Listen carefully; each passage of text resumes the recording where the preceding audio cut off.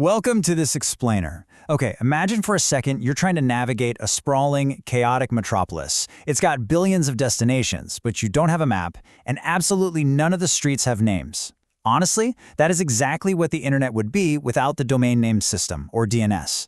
It's basically the internet's digital GPS. It's this invisible engine working behind the scenes, translating human-friendly web addresses into machine-readable IP addresses.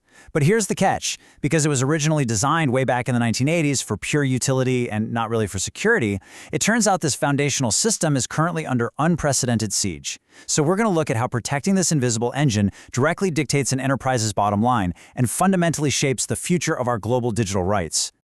Okay, let's dive into this. This number right here really stood out in the research. According to recent threat intelligence reports, internet censorship and network restrictions recently hit roughly 50% of the world's population, half the globe. I mean, that perfectly demonstrates the massive geopolitical and financial stakes of DNS manipulation. When governments or even malicious actors want to control the flow of information or disrupt a network, they don't actually have to take down physical servers. They just have to manipulate the digital GPS.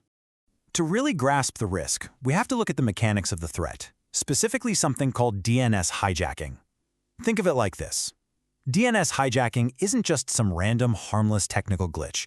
It's literally the real-world equivalent of maliciously changing the street signs in a major city specifically to route armored trucks full of super valuable data directly into bad neighborhoods. When a user types in your legitimate company web address, a hijacked DNS silently reroutes them to a perfect, fraudulent clone of your site. The user has absolutely no idea they've been diverted, making this one of the most dangerous and effective attacks in the modern cyber landscape. Section 1. Business Risks of DNS Attacks.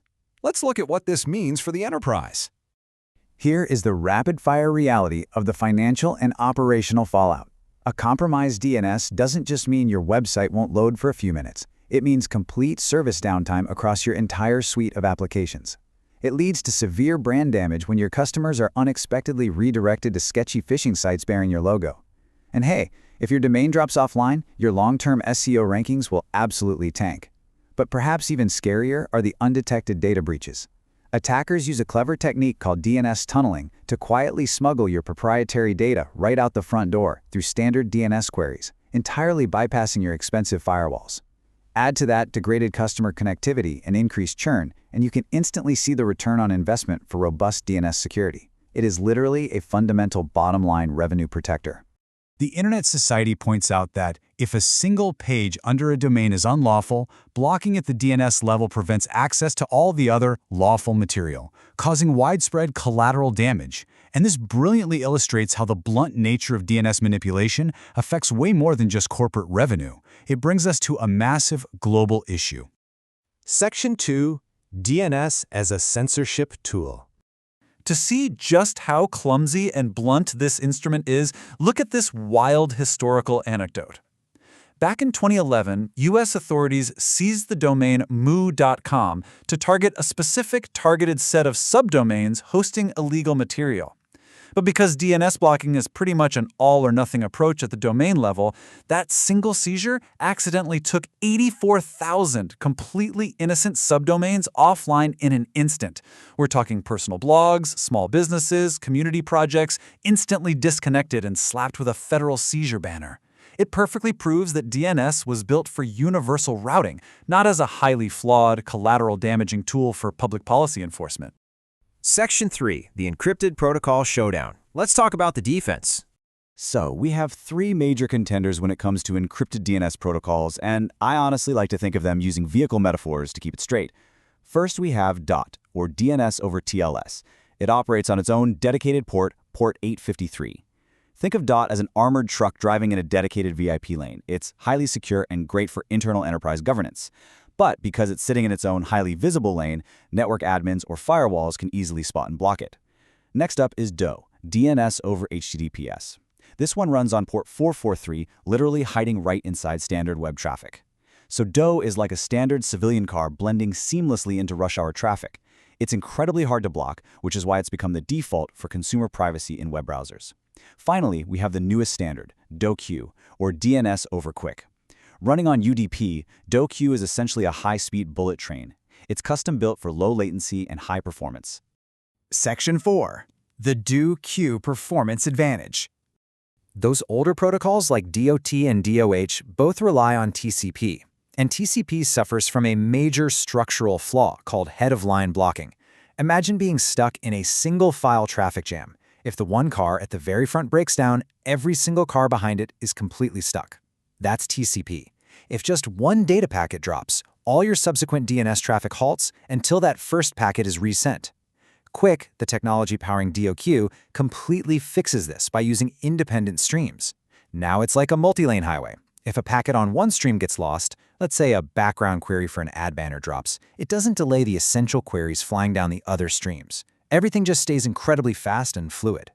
Now, what's really interesting about this slide is the concept of zero RTT, or zero round-trip time. Picture this. You're walking out of your house, and your phone drops your Wi-Fi and picks up your cellular network. With traditional encrypted protocols, that switch forces your device to stop and renegotiate a full, complex cryptographic handshake with the server. And that causes a noticeable lag or hiccup in your connection. DOQ uses zero RTT to instantly resume that connection.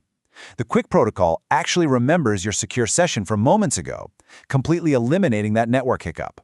For anyone engineering modern networks, this is a massive leap forward for mobile reliability. Section 5. Your quarterly audit checklist. Let's make this actionable. Inspired by some great operational guidelines from Uptime Robot, here is your definitive, executable security blueprint. If you're managing a network, do these 5 things. Step 1. Enable DNSSEC. This adds cryptographic signatures to your records so attackers physically can't spoof your data. Step 2. Implement an encrypted protocol, either DA, DOT, or DOQ, to stop eavesdropping while data is in transit. Step 3. Restrict your zone transfers, also known as AXFR, to trusted IP addresses only. You do not want hackers downloading a convenient, detailed map of your entire network infrastructure. Step 4. Monitor your DNS logs for weird, high-entropy queries. Basically, look for randomness, because that is a massive red flag for malware tunneling. And finally, keep your software patched and ensure your name servers are geographically redundant. If you walk through these 5 steps every quarter, you'll close out the vast majority of your vulnerabilities. Section 6. AI and future DNS security. As those fantastic encryption protocols like DOH and DOQ become the global standard, we suddenly face a really tricky modern paradox, summed up by this provocative question. How do we actually spot threats we can't decrypt? See, encryption brilliantly protects user privacy from snooping ISPs and oppressive governments, but at the exact same time, it provides the perfect invisible tunnel for malware, like the Godlua Trojan, to completely hide its command and control beacons from our security firewalls. So the crucial point is that defenders can no longer rely on cracking open and looking inside the data packets. The payloads are encrypted. Instead, they have to look at the behavior of the traffic itself. Notice how AI is stepping up to solve this puzzle. Researchers are using advanced machine learning models like capsule networks and graph transformers for network behavioral analysis. They track the entropy, or the mathematical randomness, of subdomain queries to catch sneaky, encoded data leaks. They analyze the specific timing and the length of encrypted packets, because a malware beacon operates on a rhythmic, automated pulse that looks totally, fundamentally different from a human clicking around a web. And to top it off, they are already preparing for post-quantum cryptography to ensure these encrypted tunnels actually stay secure in the decades to come. Which brings us to our final thought. As we witness the rapid rise of encrypted DNS, AI telemetry, and sovereign network policies, the internet is absolutely at a crossroads. The future relies entirely on how we manage to balance the universal accessibility of a truly global network against the localized control demanded by both enterprise security and government censorship. Will the protocols of tomorrow guarantee our digital freedom, or will they just become highly sophisticated tools for enforcing digital borders? That persistent tension is going to reshape our digital rights, and it's a question every single one of us needs to be paying close attention to. Thanks so much for joining me for this explainer, and keep exploring.